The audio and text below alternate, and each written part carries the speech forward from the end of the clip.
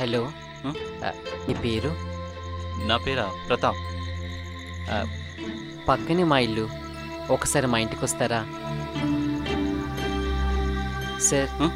ఒక్కసారి మా ఇంటికి రండి మీ ఇంటికి నేను వెళ్ళాలి. ప్లీజ్. అరే, మీ ఇంటికి నేను రావడం ఏంటి? నేను వెళ్ళాలి, చెప్తే వినరే. ప్లీజ్ అరే, ఒక్కసారి ప్లీజ్ రండి సార్. ఇంతగా రమ్మని రిక్వెస్ట్ చేస్తున్నాడంటే ఇదేదో మన జర్నలిజానికి పనికొచ్చేలా ఉంది. వెళ్తే పోలా? సరే, ఎక్కడ మీ ఇల్లు?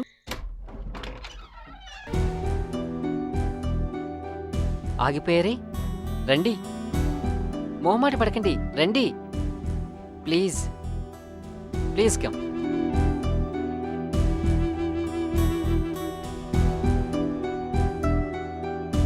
ప్లీజ్.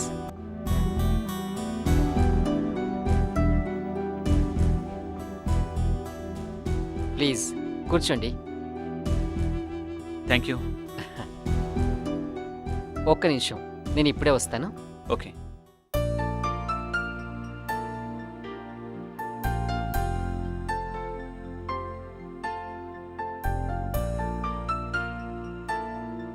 తీసుకోండి. It's okay. పర్వాలేదు, తీసుకోండి. Thank you.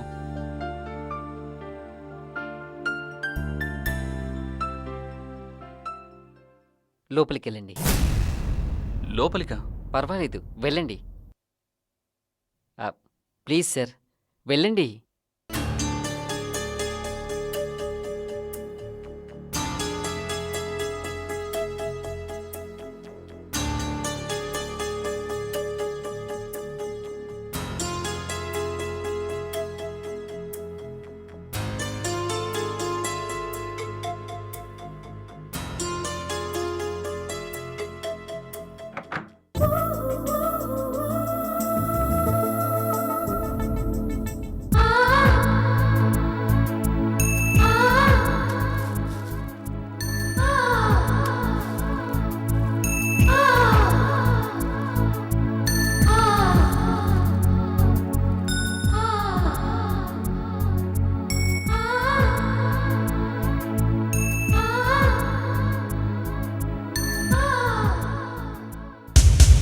ఏయ్, నేను అలాంటి వాడిని కాను. నేను అలాంటిదాని కాదు. అది కాదండి.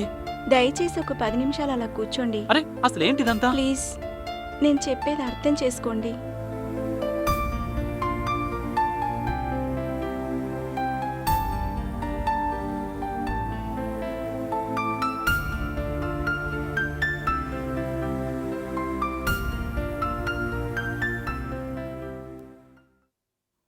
అతను నా భర్త. అవును, నేనైన భార్యని. మరి అతనిలా అలా చేయడం వల్ల మీకు ఆయనలో అసమర్థత మాత్రమే కనిపిస్తుంది కావచ్చు. మీ వరకు అది నిజమే, కానీ ఆ నిజం వెనుక ఉన్నది మాత్రం తన బాధ్యత అని ఆయన అనుకుంటున్నారు. ఈ విషయంలో ఆయన వివేకవంతుడు సార్. అయినా మీరేం చలనం లేని ఆటబొమ్మ కాదుగా. మీకంటూ ఒక మనసు ఉంటుంది. ఉంటుంది సార్, కానీ ఈ రోజుల్లో సైతం ఏ భారత స్త్రీ నా భర్త వల్ల నేను సుఖపడలేకపోతున్నాను అని ఏ న్యాయస్థానం మెట్లు ఎక్కడానికి సాహసించలేకపోతుంది సార్. అలా అని ప్రతి భార్య అన్ని విధాలా తన భర్త వల్ల సుఖపడిపోతుందంటారా సార్? సుఖపడట్లేదు సార్. మరెందుకని సార్ ఇన్ని కోట్ల దాంపత్యాలు 10 కాలాల పాటు పచ్చగా నిలుస్తున్నాయంటారు? అదే మన సంప్రదాయం యొక్క గొప్పతనం సార్. మా ఈ సమస్యకు ఖచ్చితంగా ఇది పరిష్కారం కాకపోవచ్చు, కానీ ప్రస్తుతానికి ఇదే కావాలి సార్. మిమ్మల్ని మీరు ఇలా ఎంతకాలం మోసం చేసుకుంటారు? తెలీదు సార్. అయినా నేనేదో సతీ సావిత్రినో సుమతి అనసూర్యనో కాదు సార్. కనీసం ఇలా ద్రౌపదిగానైనా బ్రతుకు గడుపుదామనుకుంటున్నాను. మరి మీకు తప్పనిపించట్లేదా? సార్, మీరు 10 నిమిషాలు నాతో పాటుంటే నేను సుఖపడ్డాననుకొని ఆయన కడుపు నిండా భోంచేస్తాడు సార్. నన్ను సుఖపెట్టడం కోసం ఎవరిని తీసుకురావాలో అని, ఎవరిని అడిగితే ఏమనుకుంటారో అని వారం రోజుల నుంచి అన్నం కూడా తినట్లేదు సార్. మరి మీకు చాలా ఆప్షన్స్ ఉన్నాయిగా. ఏ తల్లి తన బిడ్డ అనాకారనో అంగవైకల్యుడనో వదిలేసుకోదు కదా సార్. అలాగే నేను నా భర్త విషయంలోనూ నాతిచే రామి అన్న మంత్రం భర్త విషయంలోనే కాదు సార్, భార్యకు కూడా వర్తించాలి. సారీ సార్, ఎక్కువగా మాట్లాడానేమో. మీరిక్కడున్న ఈ 10 నిమిషాల సమయం ఓ మనిషి కడుపు నింపుతుంది, 2 ప్రాణాల్ని కాపాడుతుంది. అంటే ఇలా ఎంతకాలం? బ్రతికున్నంతకాలం.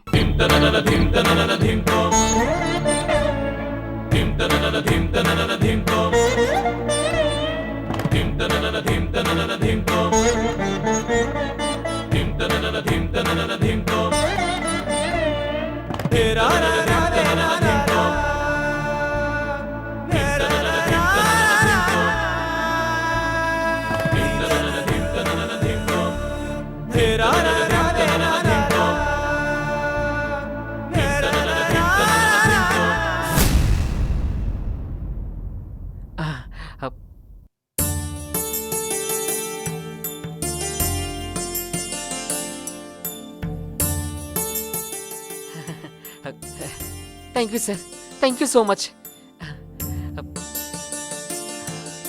సార్. అప్పుడప్పుడు వస్తూ పోతూ ఉండండి సార్. వస్తారు కదా, వస్తానని చెప్పండి సార్. మీరు చేసిన సహాయం మర్చిపోలేదు సార్.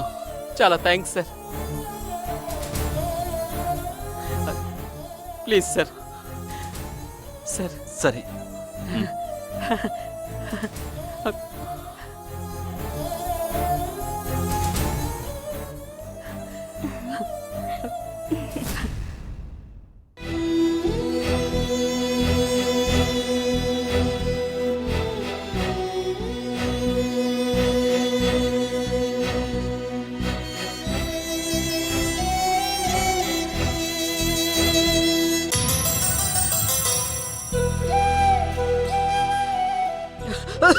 అయ్యో, మంచినీళ్ళు తాగండి.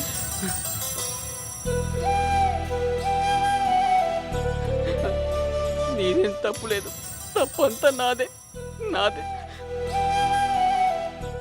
త్యాగానికి ఎన్ని రూపాలు, త్యాగం ఎన్ని రకాలు. ఏదేమైనా త్యాగం త్యాగమే. భార్య అవసరం తీర్చానని భర్తకి తృప్తి, భర్తని సంతోషపెట్టానని భార్యకి ఆనందం. ఒకరి కోసం ఒకరు ఎలా త్యాగం చేసుకుంటున్నారు? నిజానికి ఇందులో త్యాగం ఎవరిది? బాటసారి అయిన జర్నలిస్ట్దా, భార్యదా, భర్తదా? కాదు కాదు, ఒకరినొకరు అర్థం చేసుకున్న వీరి దాంపత్యానిది.